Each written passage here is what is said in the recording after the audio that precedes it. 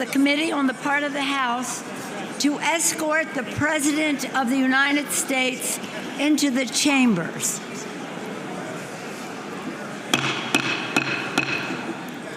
The gentleman from Maryland, Mr. Hoyer. The gentleman from South Carolina, Mr. Clyburn. The gentleman from the gentlewoman from Massachusetts, Ms. Clark. The gentleman from New York, Mr. Jeffries. The gentleman from New York, Mr. Sean Patrick Maloney. The gentlewoman from Ohio, Ms. Capter. The gentlewoman from Delaware, Ms. Blunt Rochester. The gentleman from California, Mr. McCarthy. The gentleman from Louisiana, Mr. Scalise. The gentlewoman from New York, Ms. Stefanik. The gentleman from Louisiana, Mr. Mike Johnson. The gentleman from Alabama, Mr. Palmer. The gentleman from Oklahoma, Mr. Cole.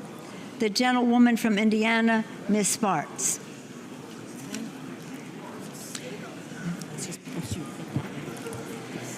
The President of the Senate, at the direction of that body, appoints the following senators as members of the Committee on the part of the Senate to escort the President of the United States into the House chamber. The Senator from New York, Mr. Schumer. The Senator from Vermont, Mr. Leahy. The Senator from Illinois, Mr. Durbin. The Senator from Michigan, Ms. Snapanow. The Senator from Minnesota, Ms. Klobuchar. The Senator from Wisconsin, Ms. Baldwin. The Senator from Kentucky, Mr. McConnell.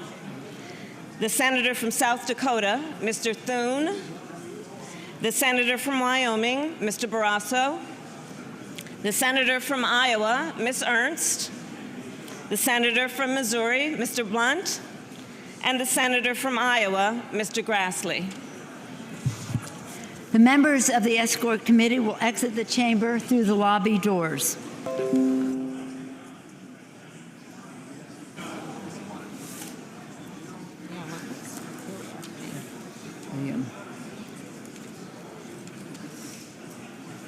Now we wait for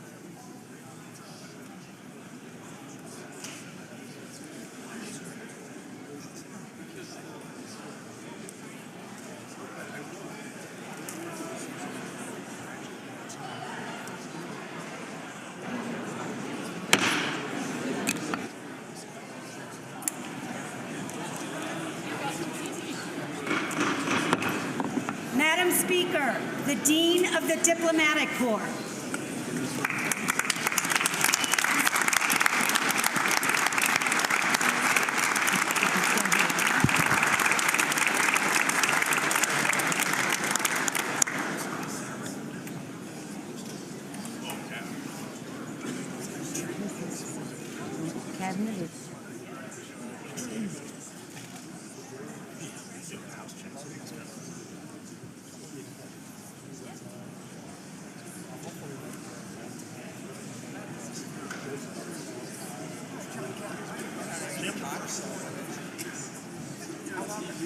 We had our big dinner tonight before, but usually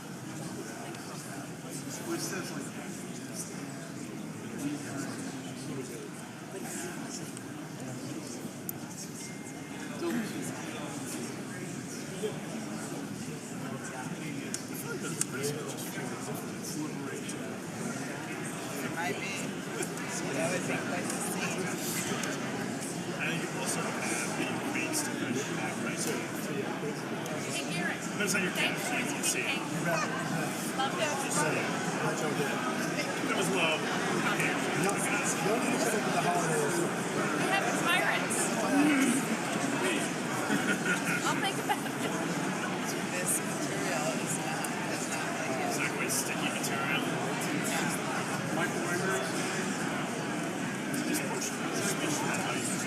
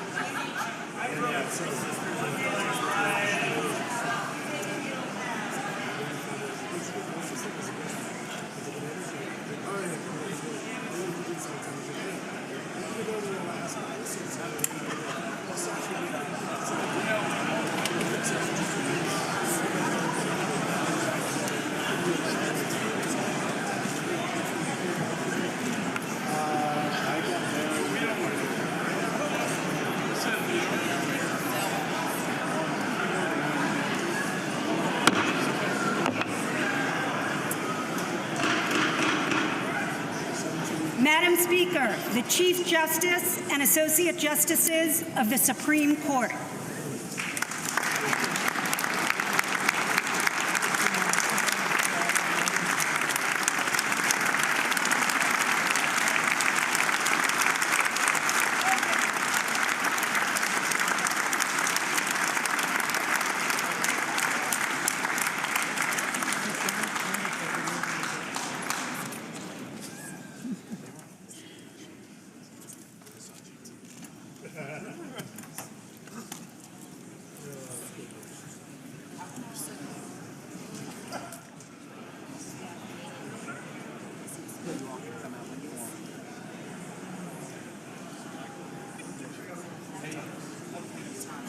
Next up is the first one.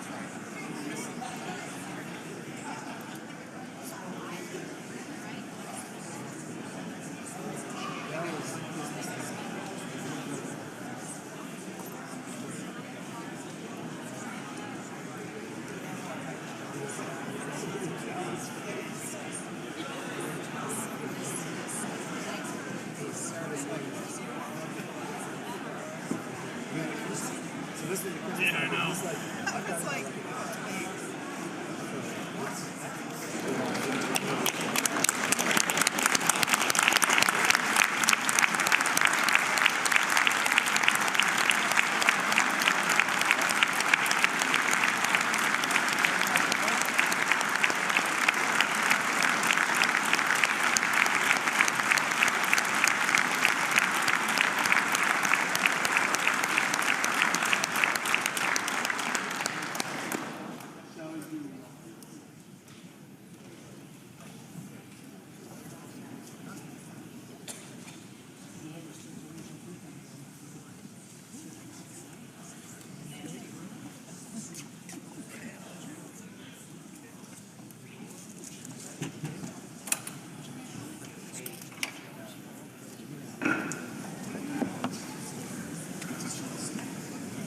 Madam Speaker, the President's Cabinet.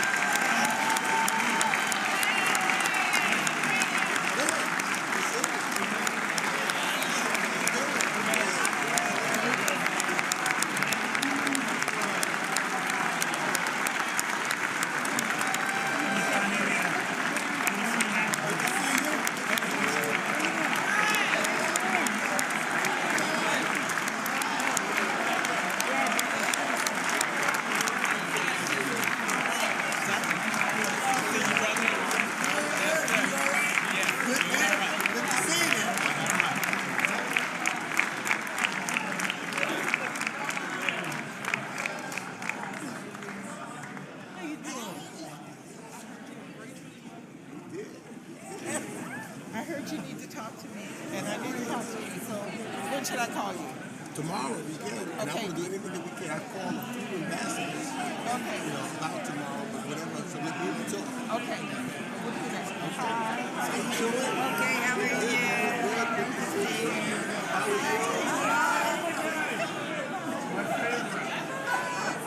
We gotta talk. Let me talk to him. Don't worry.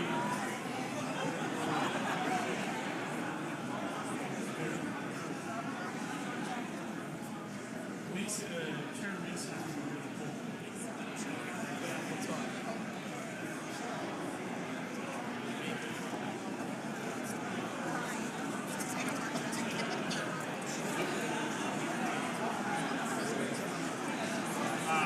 That is good.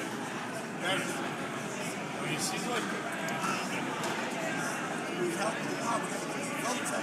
That's how she can do it. Call the ambassadors. Shake.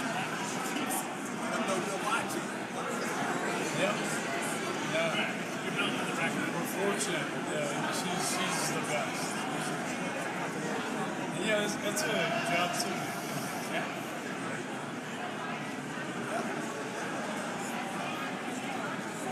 So, hey, Greg, who's next? It's my ninth term. I don't really know who's coming out next. His state's Some guy that is supposed to be the most powerful man in the world. most powerful man. Wow. And then you and I were like, what are we doing?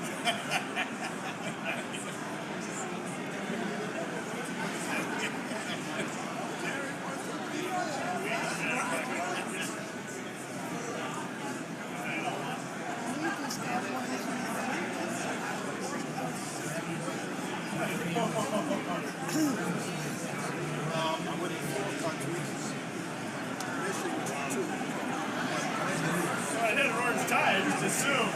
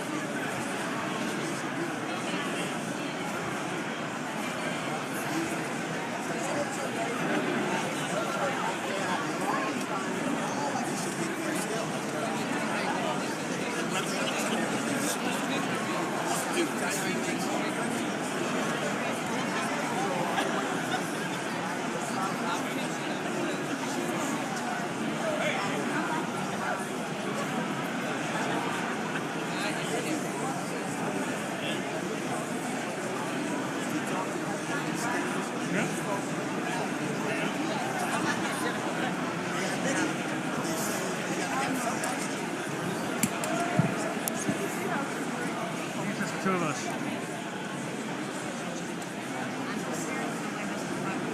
I don't even. Oh, there he is. Ah.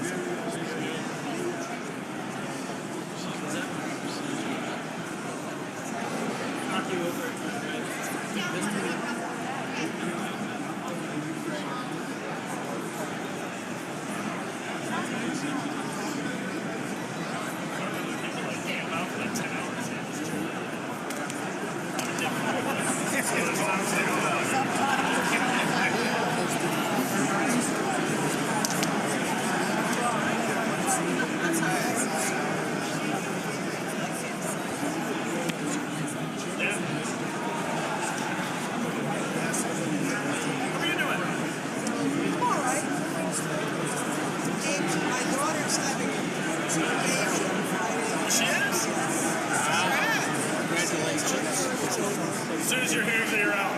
So it won't be a second round. It'll be a tight schedule up there.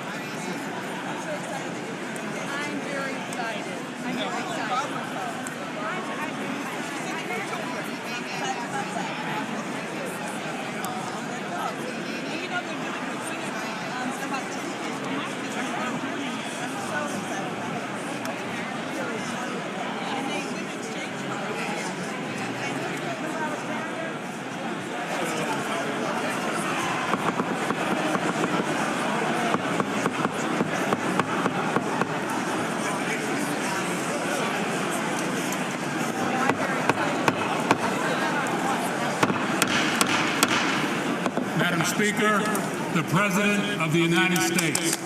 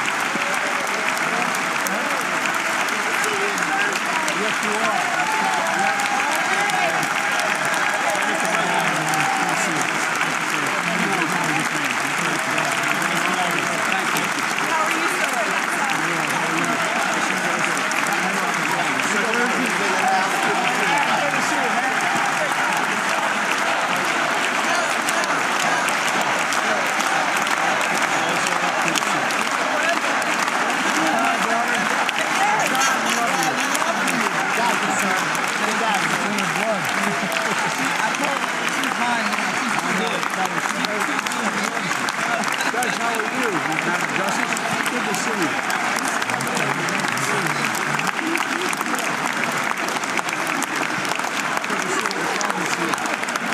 Chief, how are you? Thank you. How are you?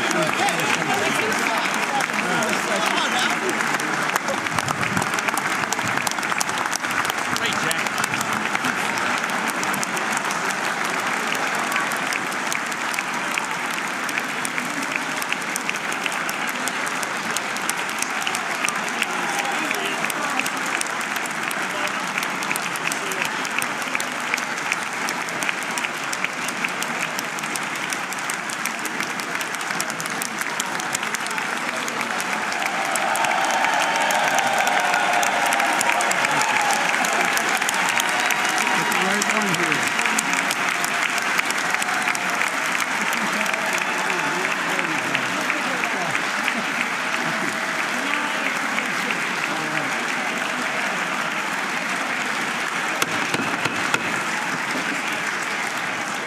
Members of Congress, I have the high privilege and distinct honor of presenting to you the President of the United States.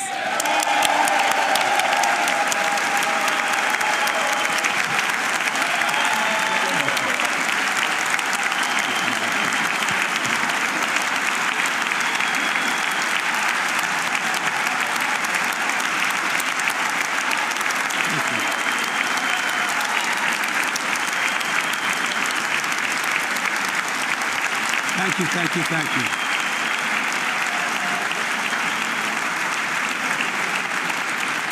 Thank you all very much.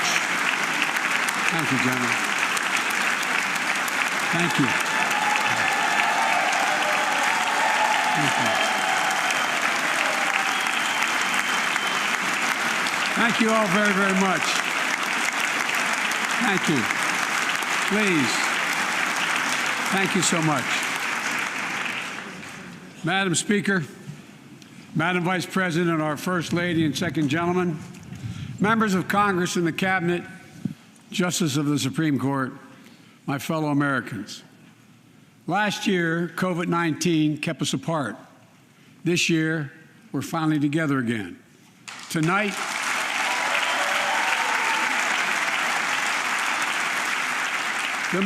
we meet as Democrats, Republicans, and Independents, but most importantly, as Americans, with the duty to one another, to America, to the American people, to the Constitution, and an unwavering resolve that freedom will always triumph over tyranny.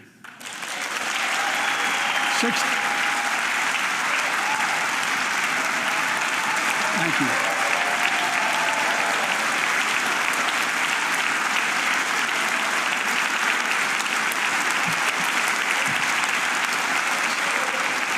6 days ago, Russia's Vladimir Putin sought to shake the very foundations of the free world, thinking he could make it bend to his menacing ways. But he badly miscalculated. He thought he could roll into Ukraine and the world would roll over. Instead, he met with a wall of strength he never anticipated or imagined. He met the Ukrainian people.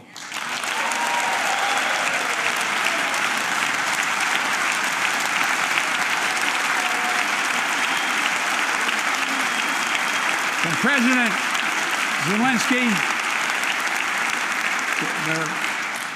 to every Ukrainian, their fearlessness, their courage, their determination literally inspires the world. Groups of citizens blocking tanks with their bodies. Everyone from students to retirees to teachers turned soldiers defending their homeland.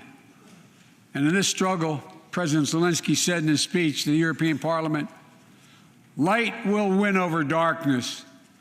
The Ukrainian ambassador to the United States is here tonight, sitting with the First Lady. Let each of us, if you're able to stand and send an unmistakable signal to the world of Ukraine. Thank you. Thank you, thank you, thank you.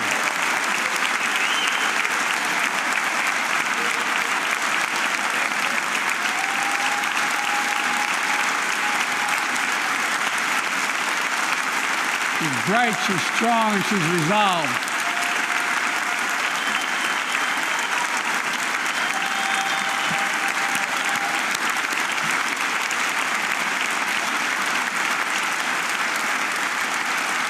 Yes. We, the United States of America, stand with the Ukrainian people. Throughout our history, we've learned this lesson. When dictators do not pay a price for their aggression, they cause more chaos. They keep moving, and the cost, the threats to America and America to the world keeps rising. That's why the NATO alliance was created, to secure peace and stability in Europe after World War II. The United States is a member, along with 29 other nations. It matters. American diplomacy matters. American resolve matters.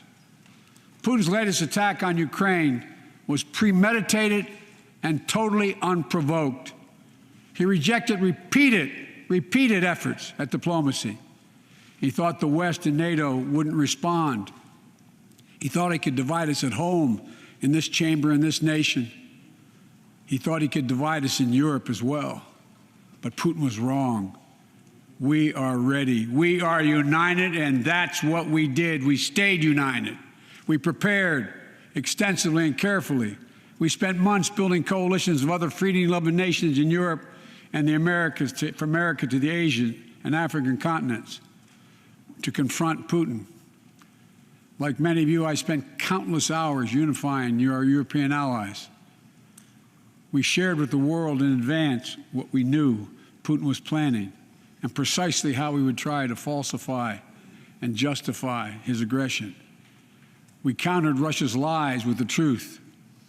And now that he's acted, the free world is holding him accountable, along with 27 members of the European Union, including France, Germany, Italy, as well as countries like the United Kingdom, Canada, Japan, Korea, Australia, New Zealand, and many others. Even Switzerland are inflicting pain on Russia and supporting the people of Ukraine. Putin is now isolated from the world more than he has ever been. Together,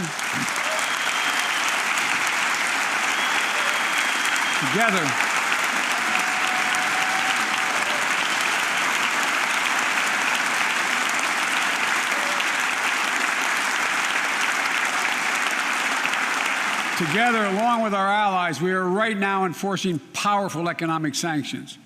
We're cutting off Russia's largest banks from the international financial system, preventing Russia's central bank from defending the Russian ruble, making Putin's $630 billion war fund worthless. We're choking Russia's access.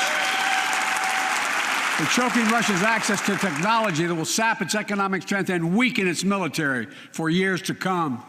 Tonight, I say to the Russian oligarchs and the corrupt leaders who bilked billions of dollars off this violent regime, no more. The United States,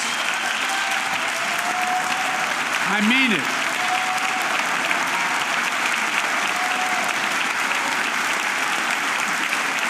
The United States Department of Justice is assembling a dedicated task force to go after the crimes of the Russian oligarchs. We're joining with European allies to find and seize their yachts, their luxury apartments, their private jets.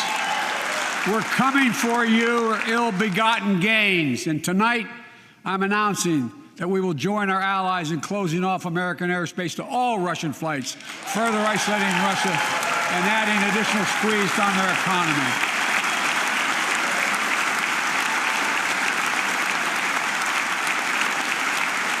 He has no idea what's coming. The ruble has already lost 30% of its value. The Russian stock market has lost 40% of its value, and trading remains suspended.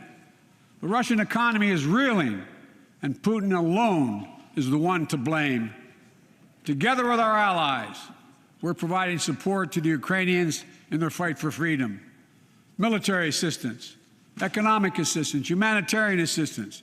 We're giving more than $1 billion of direct assistance to Ukraine, and will continue to aid the Ukrainian people as they defend their country and help ease their suffering.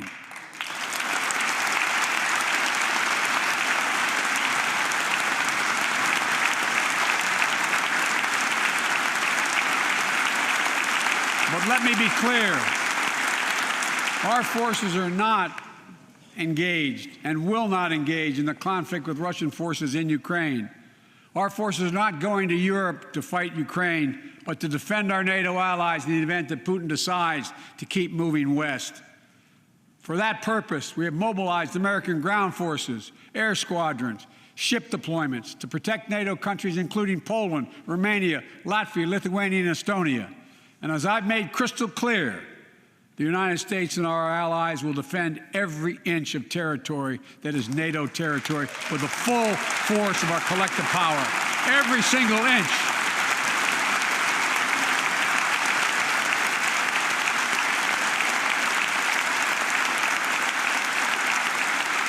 And we're clear-eyed. The Ukrainians are fighting back with pure courage. But the next few days, weeks, and months will be hard on them. Putin has unleashed violence and chaos. But while he may make gains on the battlefield, he'll pay a continuing high price over the long run. And a pound of Ukrainian people, the proud, proud people, pound for pound, ready to fight with every inch of energy they have. They've known 30 years of independence, have repeatedly shown that they will not tolerate anyone who tries to take their country backwards. To all Americans, I'll be honest with you, as I always promised I would be. A Russian dictator invading a foreign country has cost around the world. And I'm taking robust action to make sure the pain of our sanctions is targeted at the Russian economy, and that we use every tool at our disposal to protect American businesses and consumers. Tonight, I can announce the United States has worked with 30 other countries to release 60 million barrels of oil from reserves around the world. America will lead that effort, releasing 30 million barrels of our own strategic petroleum reserve. And we stand ready to do more if necessary, united with our allies. These steps will help blunt gas prices here at home, but I know news about what's happening can seem alarming to all Americans. But I want you to know we're going to be okay. We're going to be okay. When the history of this era is written, Putin's war in Ukraine will have left Russia weaker and the rest of the world stronger. While it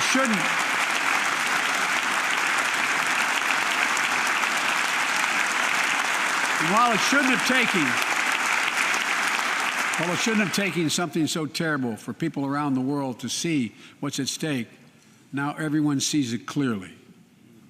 We see the unity among leaders of nations, a more unified Europe, a more unified West. We see unity among the people who are gathering in cities and large crowds around the world, even in Russia, to demonstrate their support for the people of Ukraine. In the battle between democracy and autocracies, democracies are rising to the moment, and the world is clearly choosing the side of peace and security. This is the real test, and it's going to take time. So let us continue to draw inspiration from the iron will of the Ukrainian people. To our fellow Ukrainian Americans who forged the deep bond that connects our two nations, we stand with you. We stand with you. Putin may circle Kyiv with tanks, but he'll never gain the hearts and souls of the Iranian people. He'll never extinguish their love of freedom, and he will never weaken the resolve of the free world.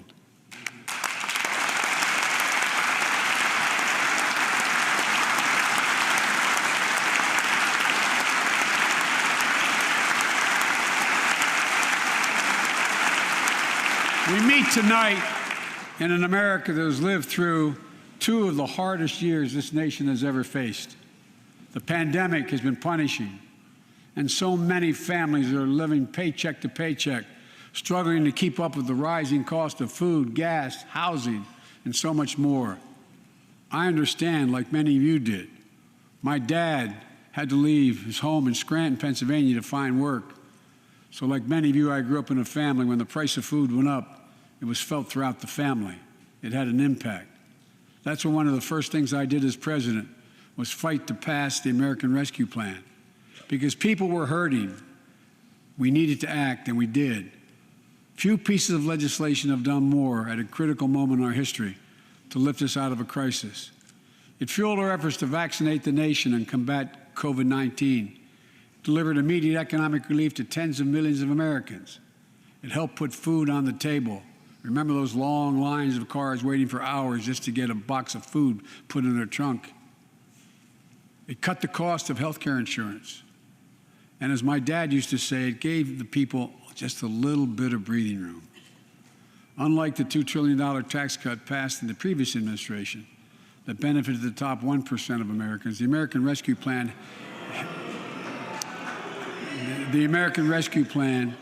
helped working people and left no one behind. Folks,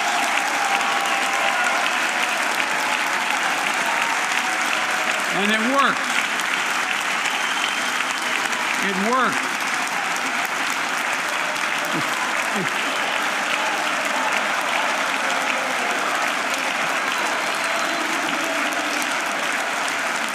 It worked. We created jobs, lots of jobs. In fact, our economy created over 6.5 million new jobs just last year. More jobs in 1 year than ever before in the history of the United States of America. The economy grew at a rate of 5.7 last year, the strongest growth rate in 40 years. And the first step in bringing fundamental change to our economy that hasn't worked for working people in this nation for too long. For the past 40 years, we were told that tax break for those at the top and benefits would trickle down and everyone would benefit. But that trickle-down theory led to a weaker economic growth, lower wages, bigger deficits, and a widening gap between the top and everyone else in nearly a century. Look, Vice President Harris and I ran for office, and I realize we have fundamental disagreements on this, but ran for office with a new economic vision for America. Invest in America, educate Americans, grow the workforce, build the economy from the bottom up and the middle out, not from the top down, because we know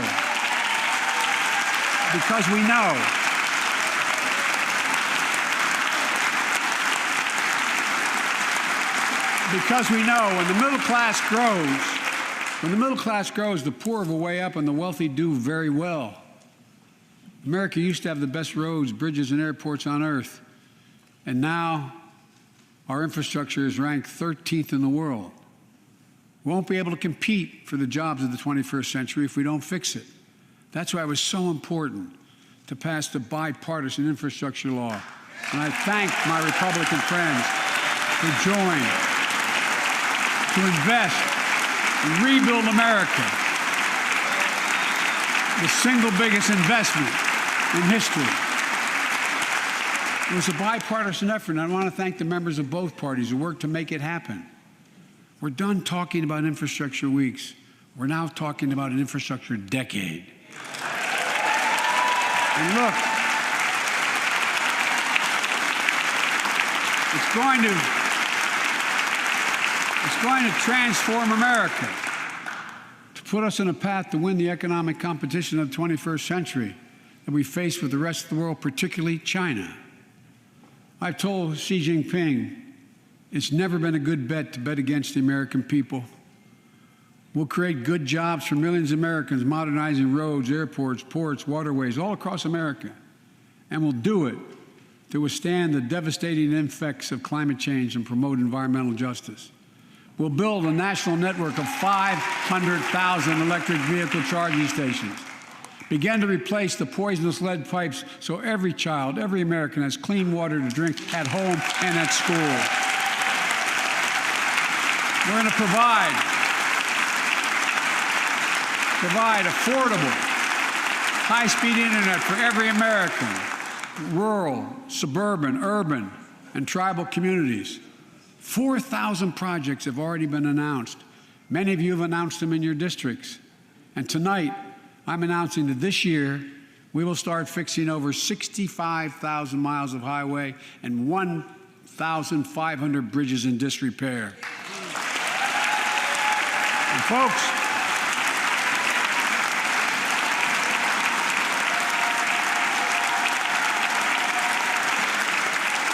when we use taxpayers' dollars to rebuild America, we're going to do it by buying America. Buy American products. Support American jobs. The federal government spends about $600 billion a year to keep this country safe and secure. There's been a law on the books for almost a century to make sure taxpayers' dollars support American jobs and businesses. Every administration, Democrat and Republican, says they'll do it, but we're actually doing it.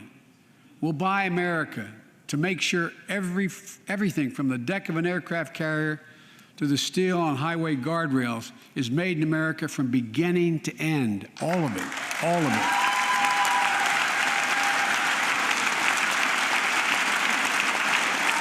But folks, to compete for the jobs of the future, we also need a level playing field with China and other competitors. That's why it's so important to pass the Bipartisan Innovation Act sitting in Congress that will make record investments in emerging technologies and American manufacturing. We used to invest almost 2% of our GDP in research and development. We don't now. China is. Let me give you one example why it's so important to pass. If you travel 20 miles east of Columbus, Ohio, you'll find 1,000 empty acres of land. It won't look like much, but if you stop and look closely, you'll see a field of dreams, the ground on which America's future will be built. That's where Intel, the American company that helped build Silicon Valley, is going to build a $20 billion semiconductor megasite, up to 8 state-of-the-art factories in one place, 10,000 new jobs. And in those factories, the average job about $135,000 a year. Some of the most sophisticated manufacturing in the world to make computer chips the size of a fingertip that power the world in everyday lives, from smartphones, technology, the internet, technology that's yet to be invented. But that's just the beginning. Intel CEO Pat Gelsinger, who was here tonight, I don't know where Pat is. Pat, there you go, Pat, stand up.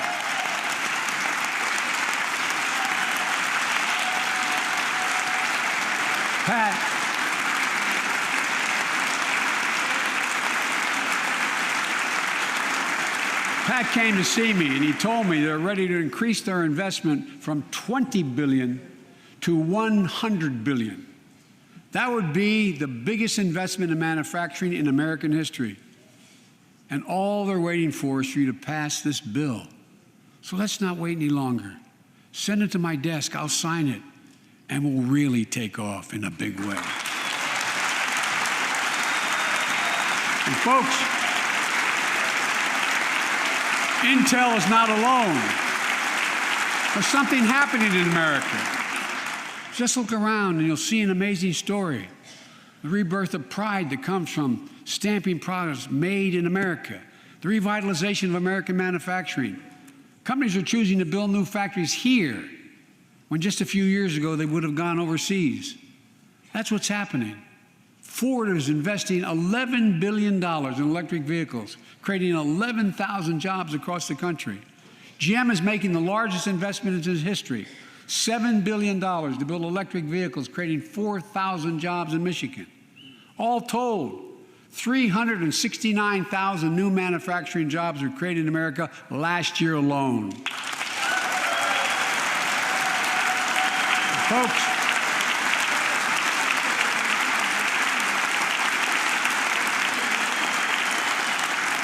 powered by people I've met like JoJo Burgess from generations of union steelworkers in Pittsburgh, who's here with us tonight. Where are you, JoJo? There you go. Thanks, buddy. As Ohio Senator Sherrod Brown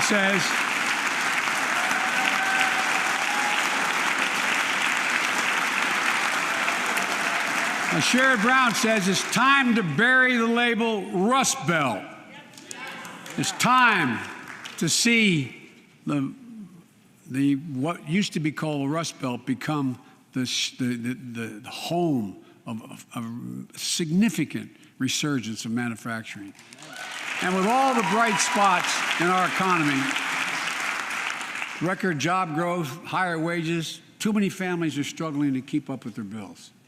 Inflation is robbing them of gains they thought otherwise they would be able to feel. I get it. That's why my top priority is getting prices under control. Look, our economy roared back faster than almost anyone predicted, but the pandemic meant that businesses had a hard time hiring enough people because of the pandemic to keep up production in their factories.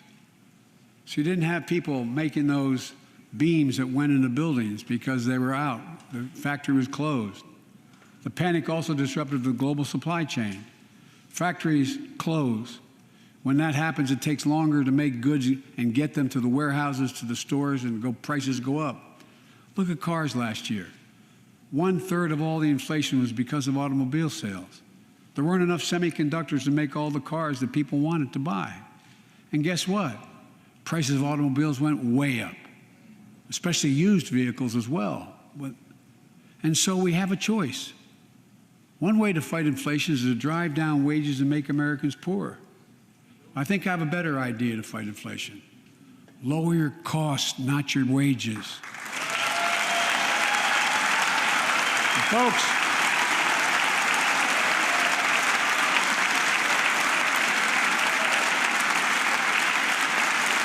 that means make more cars and semiconductors in America, more infrastructure and innovation in America, more goods moving faster and cheaper in America, more jobs where you can earn a good living in America. Instead of relying on foreign supply chains, let's make it in America. Look, economists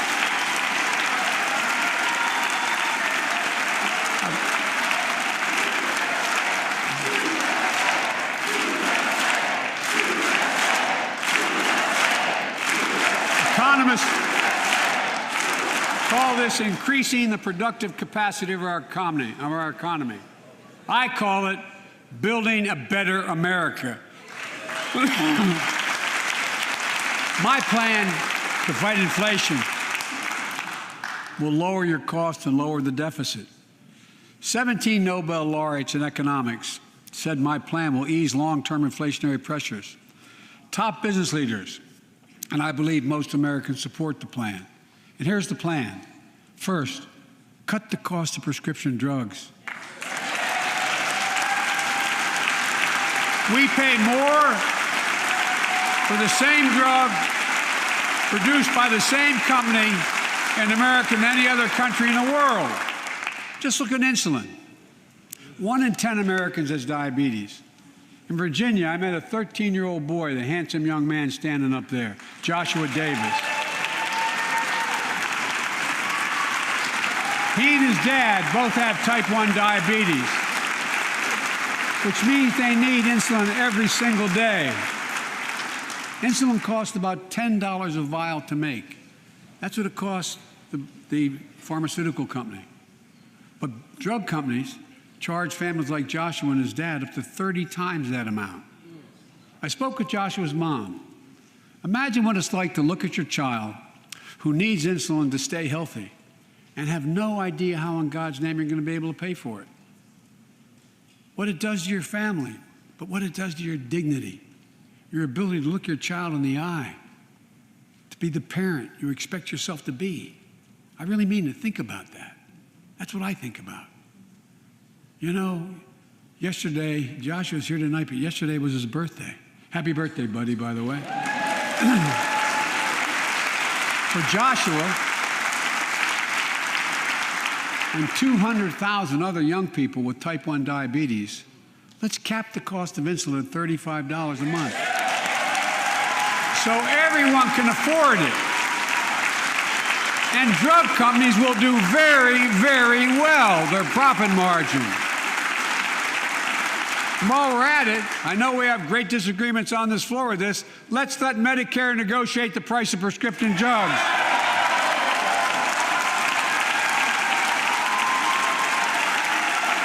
They already set the price for VA drugs. Look, the American Rescue Plan is helping millions of families with Affordable Care Act plans to save them $2,400 a year on their health premiums. Let's close the coverage gap and make these savings permanent. And second, Let's cut energy costs for families, an average of $500 a year by combating climate change. Let's provide an investment tax credits to weatherize your home and your business, to be energy efficient and get a tax credit for it. Double America's clean energy production in solar, wind, and so much more. Lower the price of electric vehicles, saving another $80 a month that you're not going to have to pay at the pump. Folks,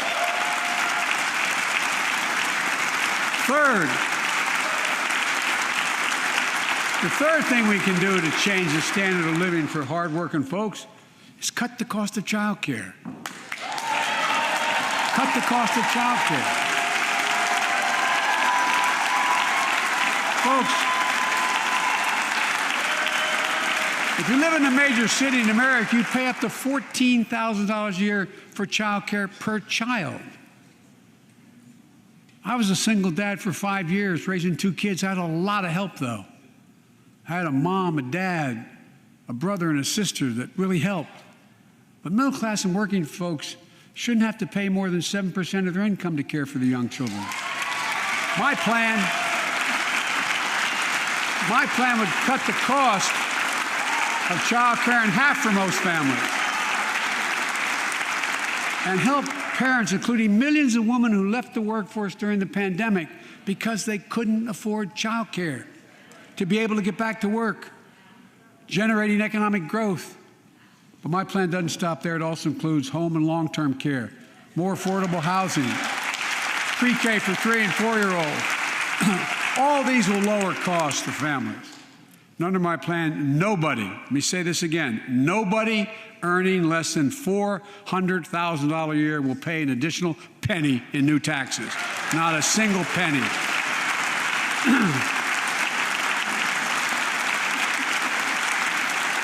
I may be wrong, but my guess is if we took a secret ballot in this floor, that we'd all agree that the present tax system ain't fair. We have to fix it.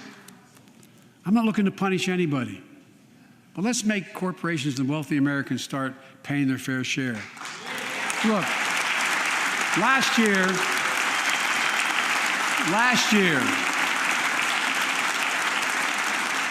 and like Chris Coons and Tom Carper and my distinguished Congresswoman, we come from the land of corporate America. There are more corporations incorporated in America than every other state in America combined. And I still won 36 years in a row. The point is, even they understand they should pay just a fair share. Last year, 55 of the Fortune 500 companies earned $40 billion in profit and paid 0 in federal taxes. Now look, it's not fair. That's why I proposed the 15% minimum tax rate for corporations. And that's why in the G7 and other meetings overseas, we're able to put together, I was able to be somewhat helpful, 130 countries agree on a global minimum tax rate. So companies can't get out of paying their taxes at home by shipping jobs and factories overseas. It'll raise billions of dollars. That's why I propose closing loopholes for the very wealthy who pay a lower tax rate than a teacher and a firefighter. So that's my plan, but we will go in more detail later. We will grow the economy, lower the cost of families. So what are we waiting for? Let's get this done. We all know we've got to make changes. Folks,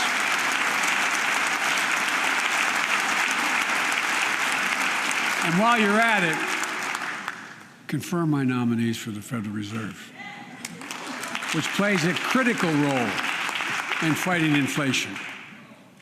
My plan will not only lower costs and give families a fair shot, it will lower the deficit. The previous administration not only ballooned the deficit with those tax cuts for the very wealthy and corporations, it undermined the watchdogs, the job of those to keep pandemic relief funds being wasted. Remember we had those debates about whether or not those watchdogs should be able to see every day how much money was being spent, where was it going to the right place? But in my administration, the watchdogs are back. And we're going to go after the criminals who stole billions of relief money meant for small business and millions of Americans. Tonight, I'm announcing that the Justice Department will soon name a chief prosecutor for pandemic fraud.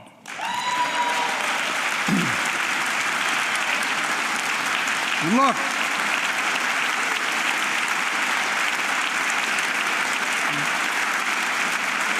I think we all agree, thank you. By the end of this year, the deficit will be down to less than half of what it was before I took office. The only president ever to cut the deficit by more than $1 trillion in a single year. Lowering your cost also meant demanding more competition. I'm a capitalist, but capitalism without competition is not capitalism. Capitalism without competition is exploitation. It drives up profits. And corporations have to compete. Their profits go up and your prices go up when they don't have to compete. Small businesses and family farmers and ranchers, I need not tell some of my Republican friends from those states. Guess what? You got 4 basic meat packing facilities. That's it. You play with them or you don't get to play at all. And you pay a hell of a lot more. A hell of a lot more because there's only 4. See what's happening with ocean carriers moving goods in and out of America. During the pandemic, about half a dozen or less foreign-owned companies raised prices by as much as 1,000% and made record profits. Tonight, I'm announcing a crackdown on those companies overcharging American businesses and consumers. And folks,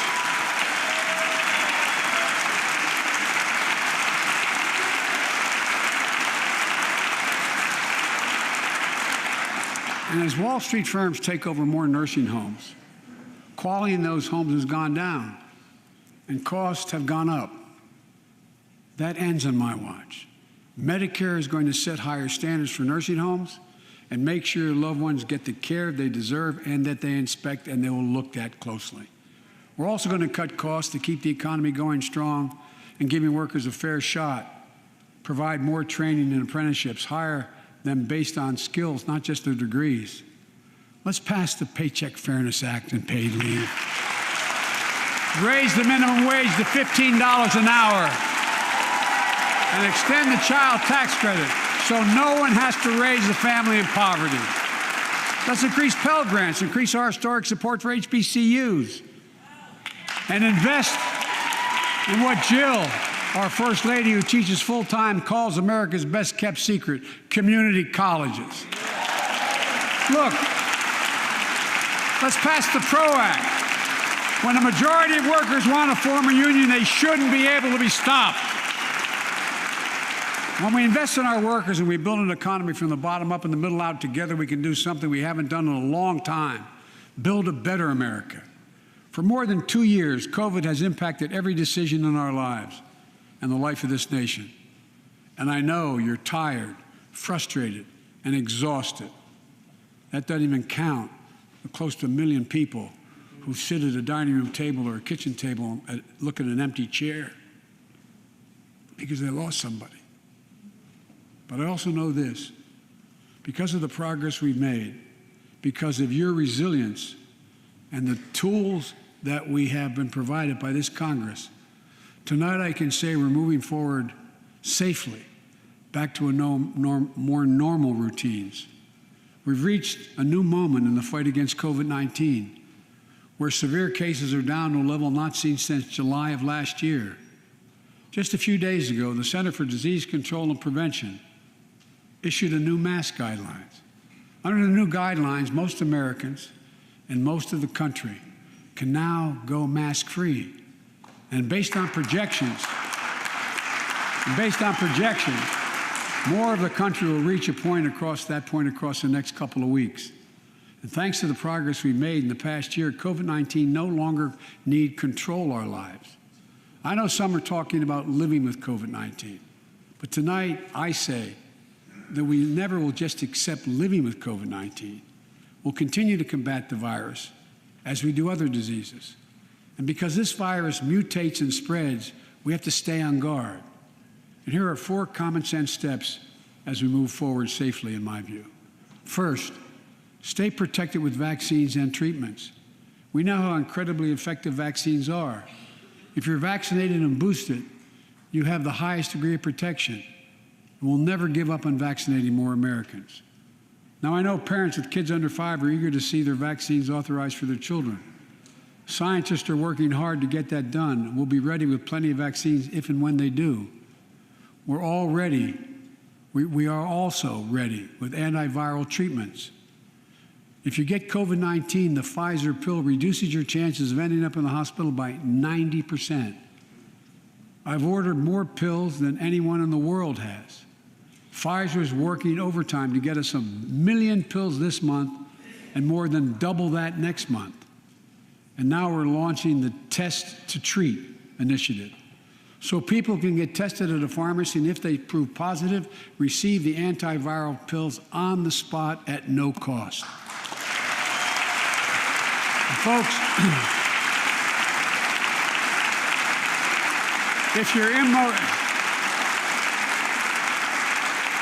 immunocompromised or have some other vulnerability, we have treatments and free high-quality masks. We're leaving no one behind or ignoring anyone's needs as we move forward. On testing, we've made hundreds of millions of tests available, and you can order them for free to your doorstep. And we've already ordered free tests. If you already ordered free tests tonight, I'm announcing you can order another group of tests. Go to covidtest.gov starting next week, and you can get more tests. Second, we must prepare for new variants. Over the past, we've gotten much better at detecting new variants. If necessary, we'll be able to develop new vaccines within 100 days instead of maybe months or years. And if Congress provides the funds we need, we'll have new stockpiles of tests, masks, pills ready if needed. I can't promise a new variant won't come, but I can promise you we'll do everything within our power to be ready if it does. Third,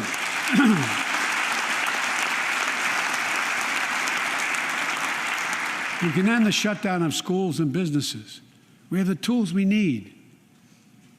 It's time for America to get back to work and fill our great downtowns again with people. People working from home can feel safe and begin to return to their offices.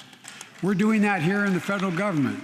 The vast majority of federal workers will once again work in person. Our schools are open. Let's keep it that way. Our kids need to be in school.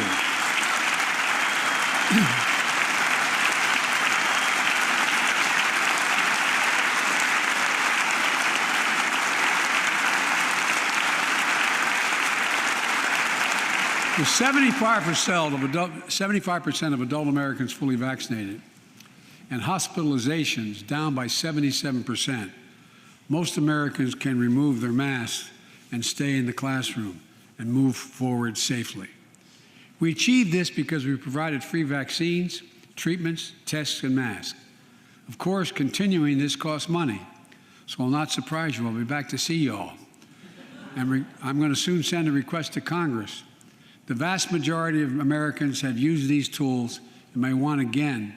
We may need them again, so I expect Congress, and I hope you'll pass that quickly. Fourth, we'll continue vaccinating the world. We've sent 475 million vaccine doses to 112 countries, more than any nation on earth. We won't stop because you can't build a wall high enough to keep out a vaccine. The vaccine can stop the spread of these diseases. You know, we've lost so much in COVID-19. Time with one another. The worst of all, the loss of life. Let's use this moment to reset. So stop looking at COVID as a partisan dividing line. See it for what it is, a god-awful disease. Let's stop seeing each other as enemies and start seeing each other for who we are, fellow Americans. Look,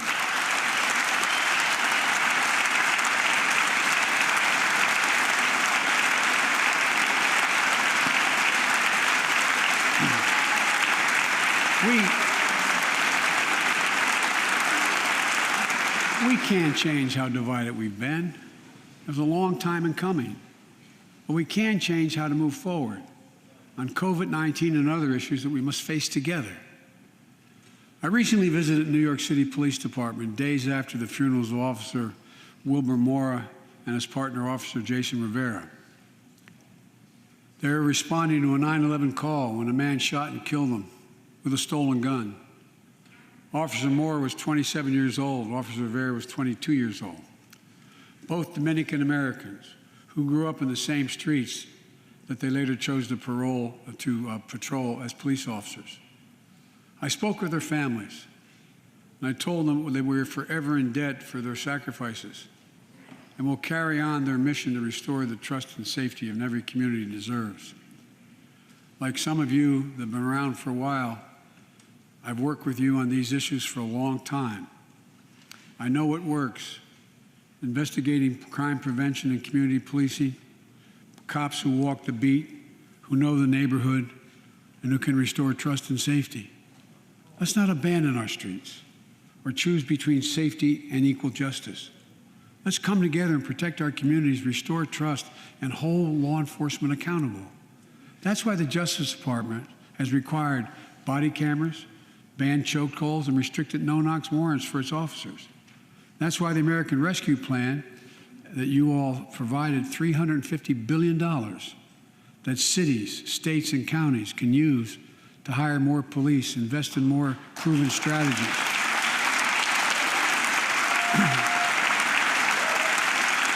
Proven strategies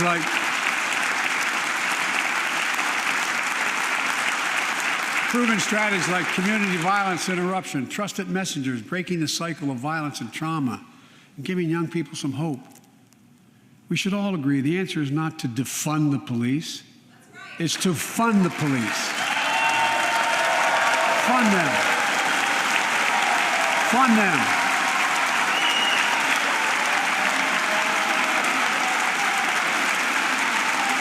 Fund them with resources and training. Resources and training they need to protect our communities.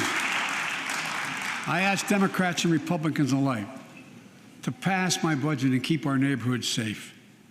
And we'll do everything in my power to crack down on gun trafficking of ghost guns that you can buy online, assemble at home, no serial numbers, can't be traced. I ask Congress to pass proven measures to reduce gun violence. Pass universal background checks. Why should anyone on the terrorist list be able to purchase a weapon? Why? Why? And folks, ban assault weapons with high-capacity magazines that hold up to 100 rounds. You think the deer are wearing Kevlar vests? Look, repeal the liability shield that makes gun manufacturers the only industry in America that can't be sued. The only one. Imagine had we done that with the tobacco manufacturers. These laws don't infringe on the Second Amendment. They save lives. The most fundamental right in America is the right to vote and have it counted. And look, it's under assault. In state after state, new laws have been passed. Not only to suppress the vote, we've been there before, but to subvert the entire election. We can't let this happen. Tonight I call on the Senate to pass the Freedom to Vote Act, pass the John Lewis Act, Voting Rights Act. And while you're at it, pass the Disclose Act so Americans know who's funding our election. Look, tonight, I like to honor someone who dedicated his life to serve this country. Justice Breyer, an Army veteran, constitutional scholar, retiring Justice of the United States Supreme Court. Justice Breyer, thank you for your service. Thank you, thank you, thank you. I mean it. Get up, stand, let them see you. Thank you.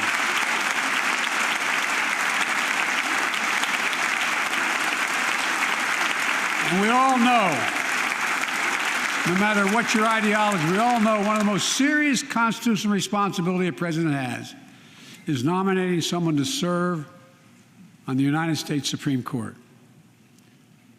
As I did 4 days ago, I've nominated the Circuit Court of Appeals, Ketanji Brown Jackson, one of our nation's top legal minds, who continue in Justice Breyer's legacy of excellence. A former top litigator in private practice, a former federal public defender, from a family of public school educators and police officers. She's a consensus builder. Since she's been nominated, she's received a broad range of support, including the Fraternal Order of Police and former judges supported by Democrats and Republicans. Folks, if we're to advance liberty and justice, we need to secure our border and fix the immigration system.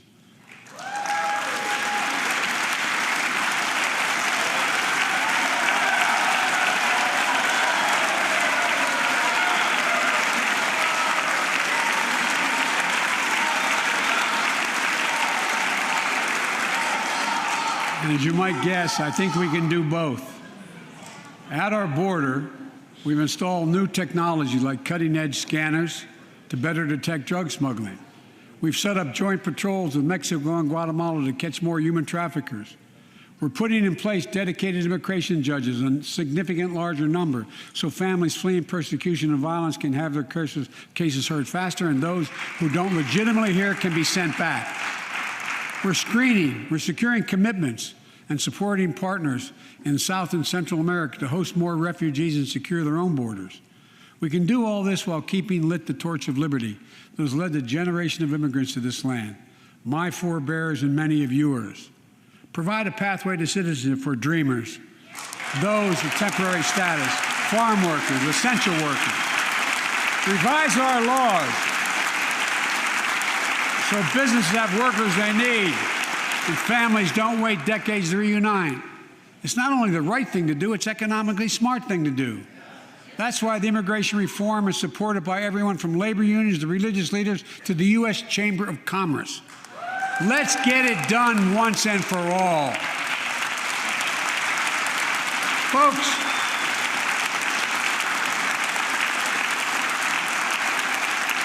advancing liberty and justice also requires protecting the rights of women.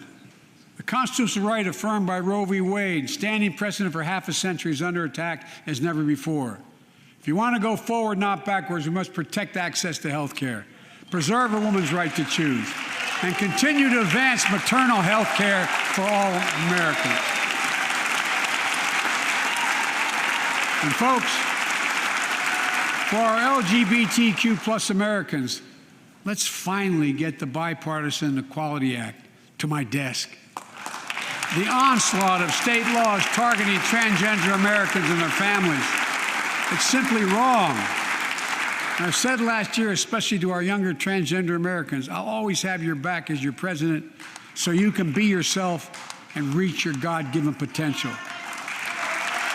Folks,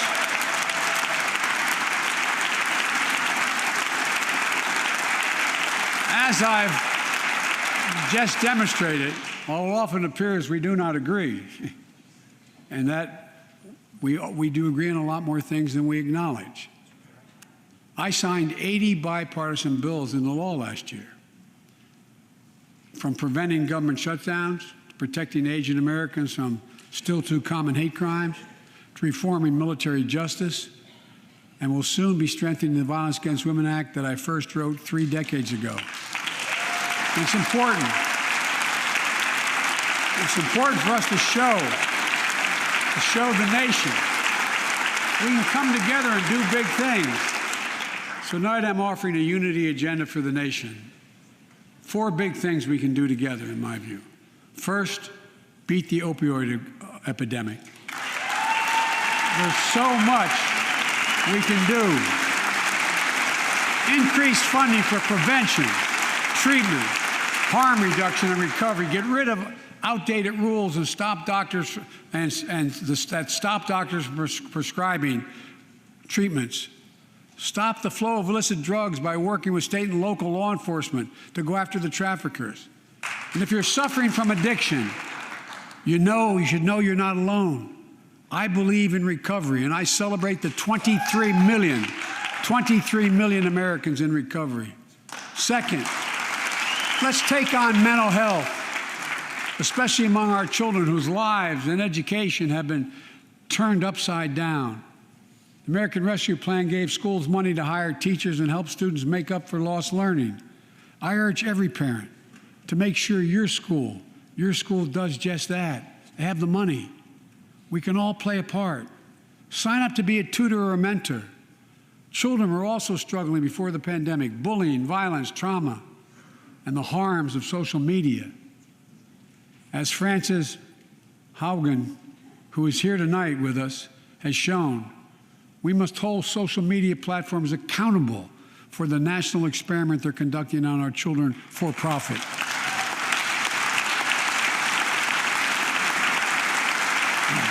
Folks, thank you. Thank you for the courage you showed. It's time to strengthen privacy protections, ban targeted advertising to children, demand tech companies stop collecting personal data on our children, and let's get all Americans the mental health services they need. More people can turn for help, and full parity between physical and mental health care if we treat it that way in our insurance. Look,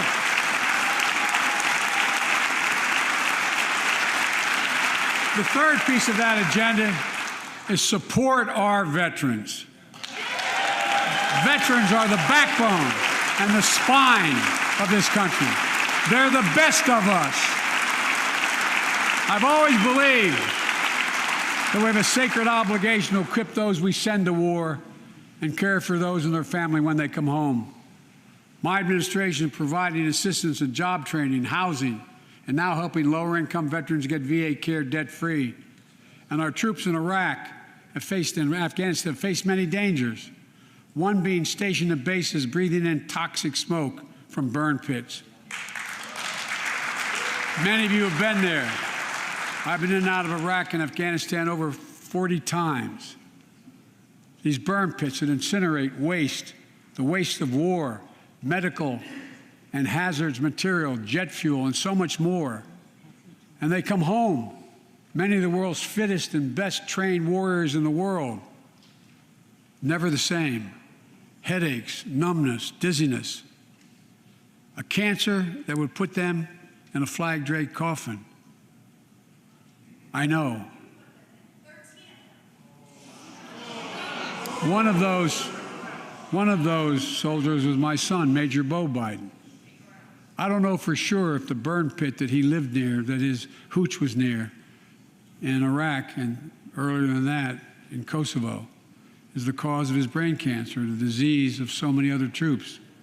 But I am committed to find out everything we can, committed to military families like Danielle Robinson from Ohio, the widow of Sergeant First Class Heath Robinson. He was born a soldier, Army National Guard, combat medic in Kosovo and Iraq, stationed near Baghdad, just yards from burn pits the size of football fields. Danielle is here with us tonight. They loved going to Ohio State football games.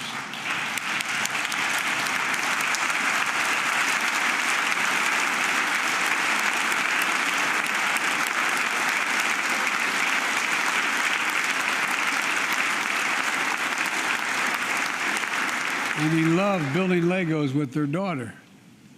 But cancer from prolonged exposure to burn pits ravaged Heath's lungs and body. Danielle says Heath was a fighter to the very end. He didn't know how to stop fighting, and neither did she.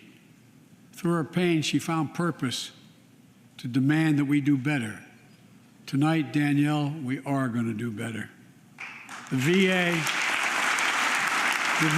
is pioneering new ways of linking toxic exposure to disease, already helping more veterans get benefits. And tonight, I'm announcing we're expanding eligibility to veterans suffering from 9 respiratory cancers.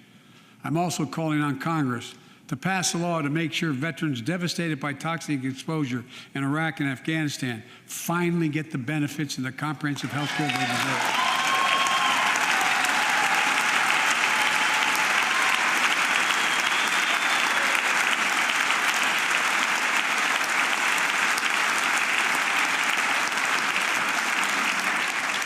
And fourth and last, let's end cancer as we know it. This is personal.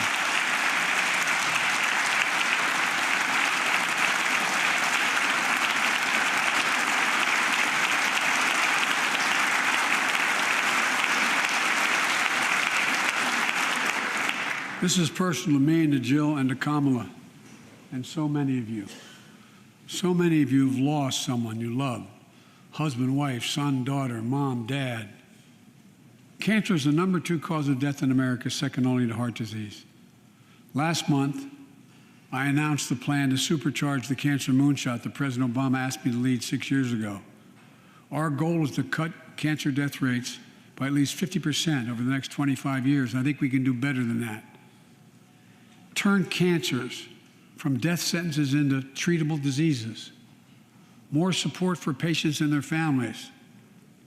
To get there, I call on Congress to fund what I called ARPA-H, Advanced Research Projects Agency for Health, patterned after DARPA in the Defense Department. Projects that led in DARPA to the internet, GPS, and so much more that make our forces more safer and be able to wage war with more clarity. ARPA will have a singular purpose: to drive breakthroughs in cancer, Alzheimer's and diabetes, and more. A unity agenda for the nation. We can do these things. It's within our power, and I don't see a partisan edge to any one of those 4 things. My fellow Americans, tonight, we've gathered in this sacred space, a citadel of democracy, in this Capitol. Generation after generation of Americans have debated great questions amid great strife and have done great things. We fought for freedom, expanded liberty, debated totalitarianism and terror. We built the strongest, freest, and most prosperous nation the world has ever known. Now is the hour, our moment of responsibility, our test of resolve and conscience, of history itself. It is in this moment that our character of this generation is formed. Our purpose is found. Our future is forged. Well, I know this nation. We'll meet the test, protect freedom and liberty, expand fairness and opportunity, and we will save democracy. As hard as those times have been, I'm more optimistic about America today than I've been my whole life, because I see the future that's within our grasp, because I know there's simply nothing beyond our capacity.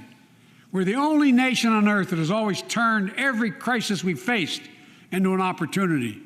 The only nation that can be defined by a single word: possibilities. So on this night, on our 245th year as a nation, I've come to report on the state of the nation, the State of the Union. And my report is this: the State of the Union is strong because you, the American people, are strong. We are stronger today. We are stronger today than we were a year ago. And we'll be stronger a year from now than we are today. This is our moment to meet and overcome the challenges of our time. And we will, as one people, one America, the United States of America. God bless you all, and may God protect our troops. Thank you. Go get him.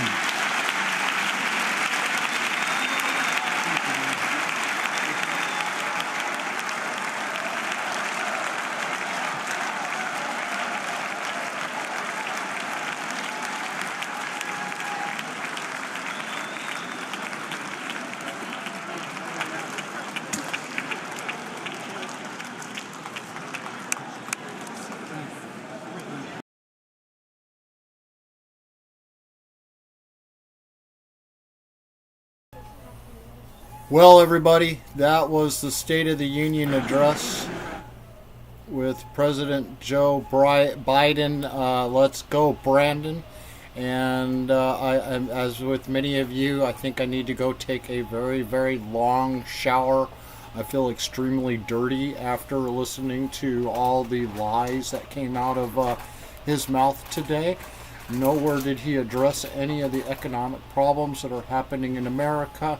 He blames all of the prices out there on manufacturers and stuff like that, saying they need to lower their prices. Nowhere does he want to take responsibility of the billions and trillions that they flooded into the economy of our money that they printed that has devalued the dollar. If you go just by hyperinflation of what it has been just over the past couple of months, and you add it all together, your current dollar is no longer worth $1. In fact, let's put it at $100 scale. If you were to make $100 a year ago, it would be worth $100. Now that same $100 is only worth roughly around $84, because we've had about 16% increase in cost of just our consumer goods over the past year. That's 16% more than what we were paying a year ago. And this all adds up when you look at it. So our $100 is now only worth $84. So you go out there, you're making the same money you were a year ago, but it just doesn't go as far. You find your bills, you're coming up short now at the end of the month, where before you were coming out ahead. And he totes this as the Green New Deal will fix it all. Well, he screwed our Alaska economy by shutting down our ANWR drilling out there, or anything that has to happen on federal land. We can't get Ambler opened and running at full capacity. I mean, that's a lot of mineral wealth right there that America really does need, instead of purchasing it from foreign countries. But his administration shut that down. The Willow Project is slowly moving forward, but it too is shut down right now because of the policies that have been put in place about crossing over federal lands or doing anything in that regards. ANWR has no future at the moment until things change or we get rid of Joe Brandon out of office. If 1/10 of what he has done in the past year was even attempted under the Trump administration, he would have been completely removed from office a long time ago, impeached on multiple different areas and accounts, and just a feeble-minded president like he is, that has definitely shown no strength. I mean, he handed Putin the keys to all the oil and mineral wealth of America, and them and Iran and China, the moment that he shut down America's energy independence, which we finally achieved for the first time after a very, very long time. We were no longer dependent. We were sending out more than we were needing and no longer reliant on OPEC. Well, as soon as Biden took office, we're now reliant on OPEC. And guess who we bought $900 million worth of oil from last year? Russia. And we're still dependent upon that oil because he refuses to ramp up our energy production here in the United States. How are we supposed to be impressed by somebody like this in office? It's just extremely scary. I could keep going on, but I need to go again, like I said at the beginning of this, that I need to go take a very, very long shower. I feel extremely dirty and scummy after listening to that. And if mainstream media doesn't call out the lies that were spread here today, all these false promises that'll never come true, instead of ramping up energy production to help starve off Russia and help the European countries out, his plan is to push more Green New Deal and continue to make those oil prices and energy heating costs go as sky high as he possibly can to pay for it. He claims that only those making $400,000 or more are going to pay for this Green New Deal. Well, just like we're seeing right now, it's not those billionaires that are paying for the higher inflation that we have right now.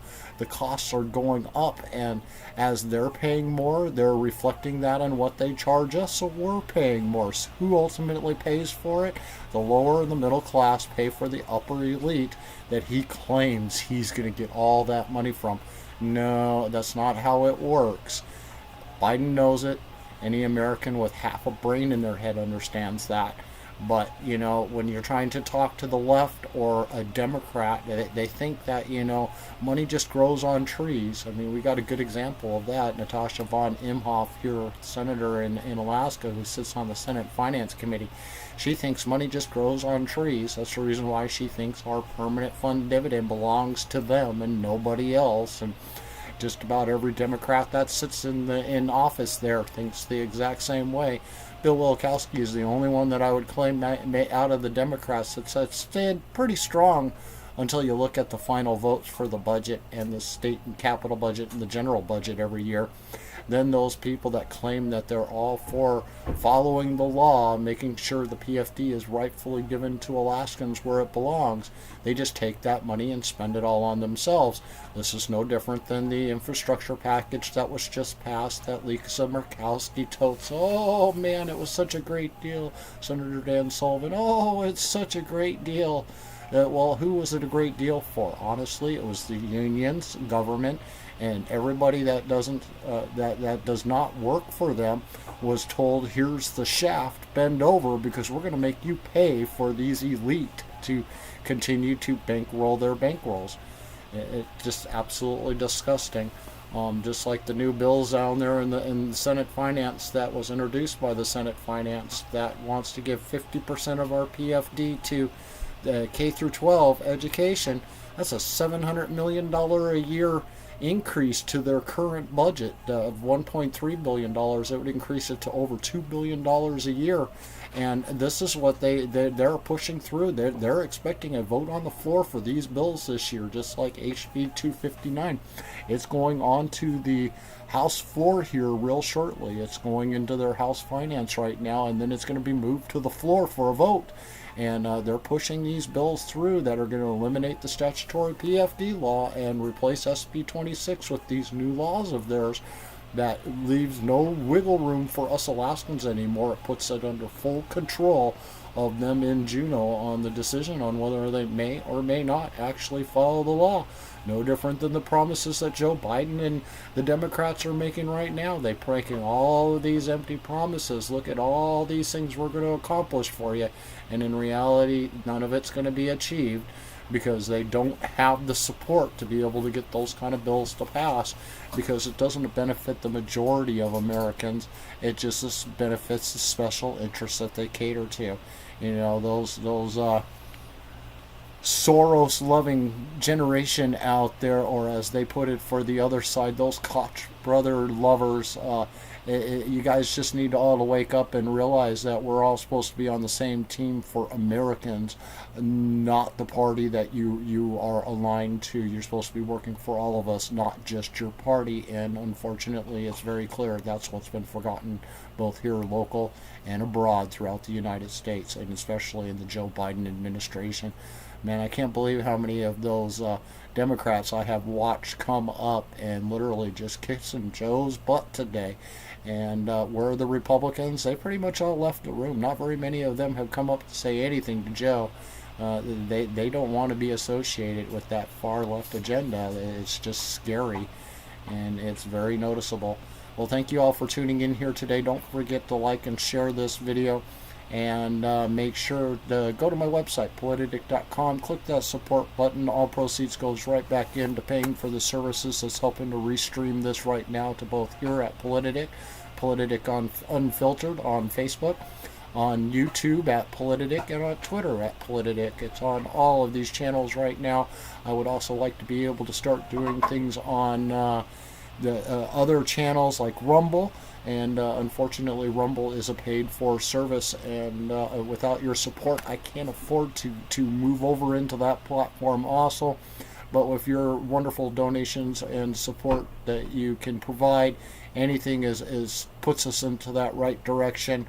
Even if it's like $5 a month, every penny goes right back into what is going on right now. It's currently paying for the restream services that I'm using to stream to all these different channels and get this all out to you. Have yourself a great day, and we will talk.